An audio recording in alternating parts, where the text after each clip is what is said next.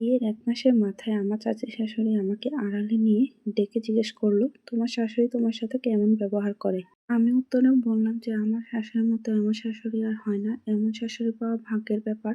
বিয়ের ১ মাস হলো আমাকে এখনো রান্নাঘরে যেতেই দেননি তিনি। তিনি আরো উল্টো আমাকে বলছে, "এখন নিজের মতো জীবনযাপন করো। তারপর যখন আমি থাকবো না তখন সংসারের হাল ধরো।" কথাগুলো শোনার পর আমার চাচী শাশুড়ি মুচকে মুচকে হাসতেছিল।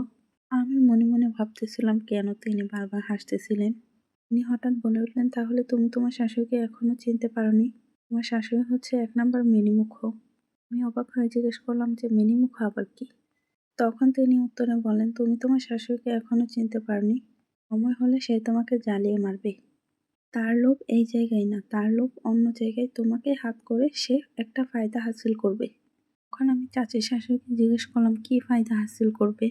তিনি বললেন, "আজ না, আজ অনেক দেরি হয়ে গেছে। অন্য একদিন সময় করে আমার কাছে লুকিয়ে এসো যাতে কেউ না দেখে।" পর ১ সপ্তাহ কেটে যাওয়ার পর হঠাৎ একদিন আমার শাশুড়ি তার বোনের বাসায় বেড়াতে গেলেন। এই সুযোগে আমিও চুপি চুপি চাচী শাশুড়ির কাছে গেলাম কথাটা শুনতে। তারপর তিনি সোজাসুজি কথাটা না তুলে একটু ঘুরিয়ে পেঁচিয়ে কথাটা তুললেন। তিনি যা বললেন তা শোনার জন্য আমি মোটেও প্রস্তুত ছিলাম না। তিনি আমাকে বললেন যে, "তুমি তোমার বাপের একমাত্র সন্তান। তোমার বাপের যা সহায় সম্পত্তি আছে তোমাকে হাত করে সেগুলো তার ছেলের নামে করিয়ে নিবে। এটাই হচ্ছে তার চক্রান্ত। এজন্যই সে তোমার সাথে এত ভালো ব্যবহার করছে।" আমি কোনো কিছু না ভেবেই চাচী শাশুড়ির কথাটা বিশ্বাস করে নিলাম। মনে নানা ধরনের প্রশ্ন ঘুরপাক খাচ্ছিল, কি করব কিছুই বুঝতেছিলাম না। সেদিনের পর থেকে আমি আমার শাশুড়িকে দেখতে পারতাম না। সে আমাকে আদর করতে আসলেও আমার সেটা সহ্য হতো না। তাকে দেখলেই আমার বিরক্ত লাগে, তার সাথে কথা বলতেও ইচ্ছে করে না। কিছুদিন পর আমি আমার বাবার বাড়িতে গেলাম। তারপর সেখানে গিয়ে বাবাকে সবকিছু খুলে বললাম। বাবা কথাগুলো শুনে আমাকে বলতেছিল যে, "তুমি নিজে পায়ে নিজেই কুড়াল মারতেছো।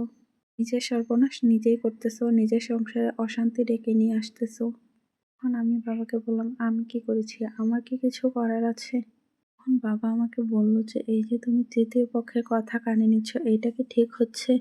এই কথাগুলো শোনার আগে তোমার সংসারে শান্তি ছিল না? তোমার মনে শান্তি ছিল না?"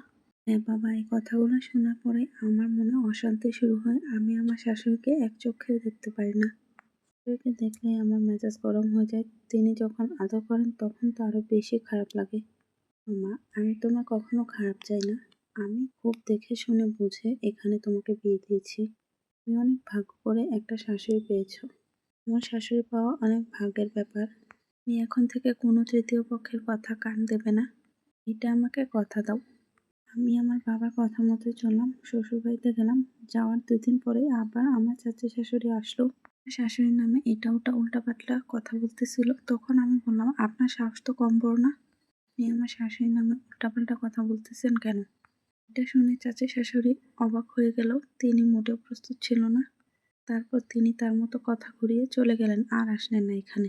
সেদিনের পর থেকে আমি আমার স্বামী শাশুড়িকে নিয়ে খুব সুখেই সংসার করতে লাগলাম।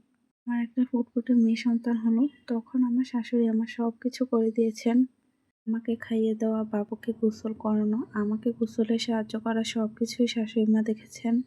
তারপর বিয়ের ৫ বছর পরে হঠাৎ শাশুড়ি একদিন অসুস্থ হয়ে গেলেন। শাশুড়ি তার চাবির গোছাটা আমার হাতে দিয়ে বললেন, "আমার সংসার, আমার ছেলে নাতিনকে তুমি দেখে রেখো।" কিছুদিন পরেই আমার শাশুড়ি মারা গেলেন। মারা যাওয়ার কিছুদিন পরে আমি জানতে পারলাম যে আমার শাশুড়ি আমার নামে তার জমির অর্ধেক ভাগ দিয়ে গেছেন। এটা শুনে আমি রীতিমতো অবাক হয়ে যাই। আসলেই এমন শাশুড়ি পাওয়া ভাগ্যের ব্যাপার। আল্লাহ যেন তাকে বেহেশতে নসিব করেন। এই গল্পটা ছিল এক আপুর থেকে নেয়া। আসলে এরকম শাশুড়ি পাওয়া সত্যিই অনেক ভাগ্যের ব্যাপার।